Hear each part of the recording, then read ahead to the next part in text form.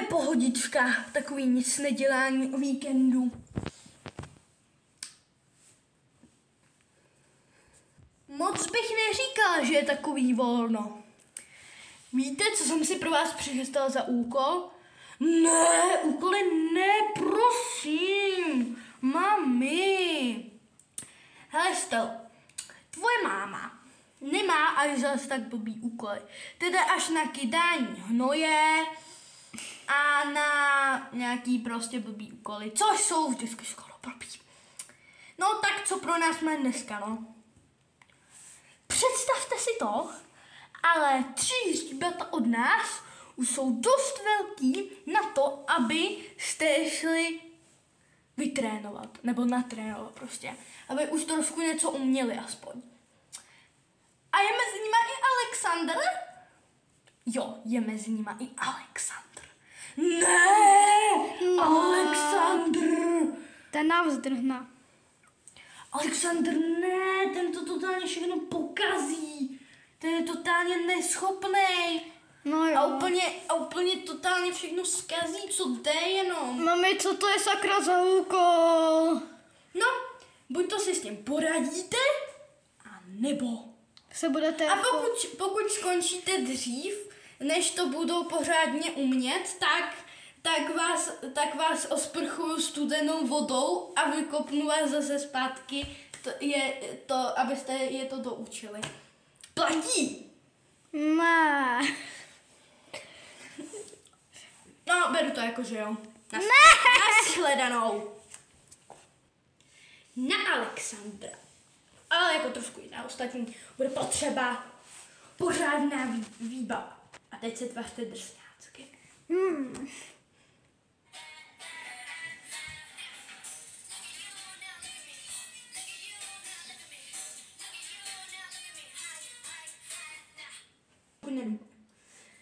Tak, teď bychom je měli dostat na druhou stranu takovým kusem, aspoň, a pak jim dáme mrkva.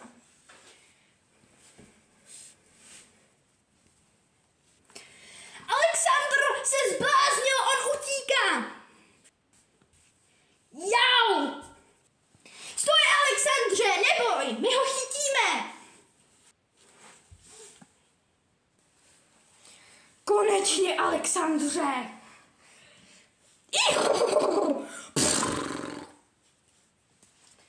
Tak, teď se dáme konečně do pořádného tréninku.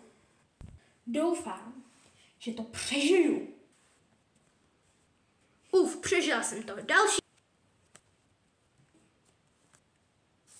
Teď už to je vyšší level. Vystřídala jsem Stelu, protože Stella už si chtěla odpočinout od Alexandra, protože jí už leze na nervy.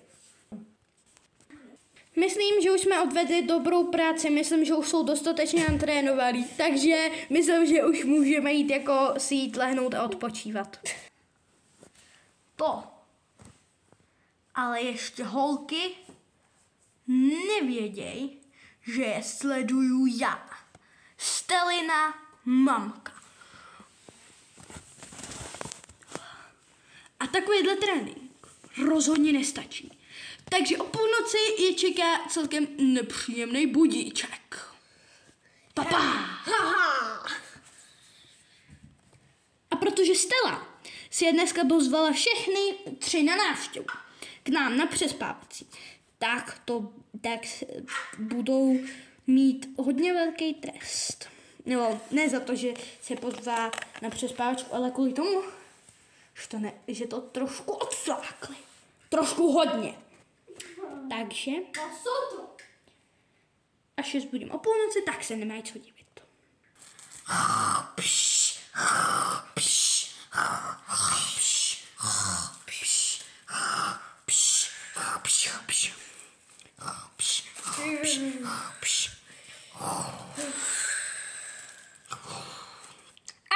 Proč nenesliš vodu? Dobré ráno, ten trénink nestačil.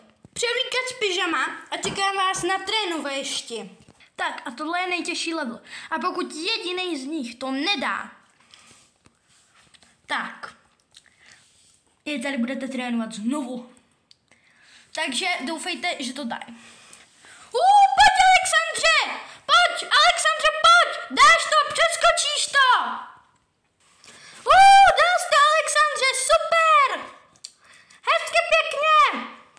Olivie, pojď, to dáš! Skočíš to dobře určitě, tak pojď! Dobře, dal jsi to! Bylo to sice těsný, ale dal jsi to! Jo, super! Pojď, Plavko, to dáš, pojď! Pojď, dáš to, my ti věříme! Jo, super, dala jsi to! Super! Holky, musím říct, že jste je natrénovali dobře a teď si můžete užít party.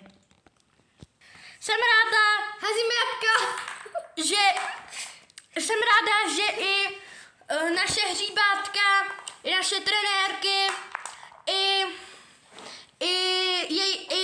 i hříbátek rodiče se sem dostavili, aby jsme to tady oslavili, protože všechny 3 hříbátka úspěšně zvládli prostě Jablka.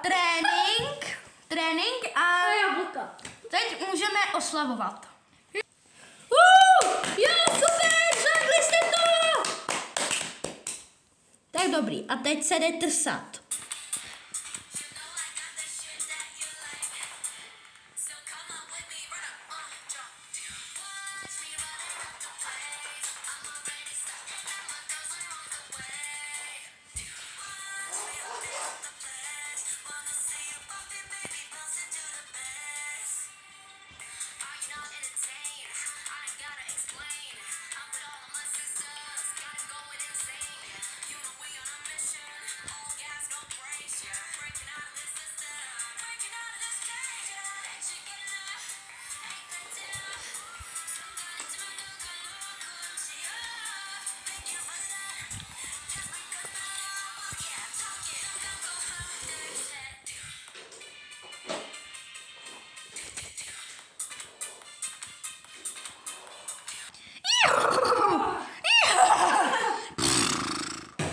A hříbátka už se pochutnávají na jablcích.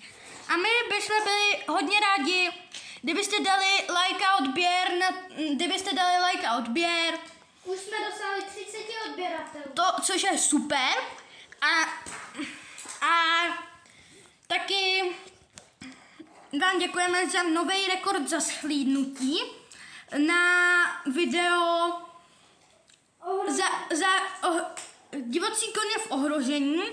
Takže 1000 zhlédnutí, takže určitě doporučujeme se na toto video kouknout, na to divocí koně v ohrožení, je fakt dobrý a uvidíme se u příštího videa. Nashledanou. Nashledanou.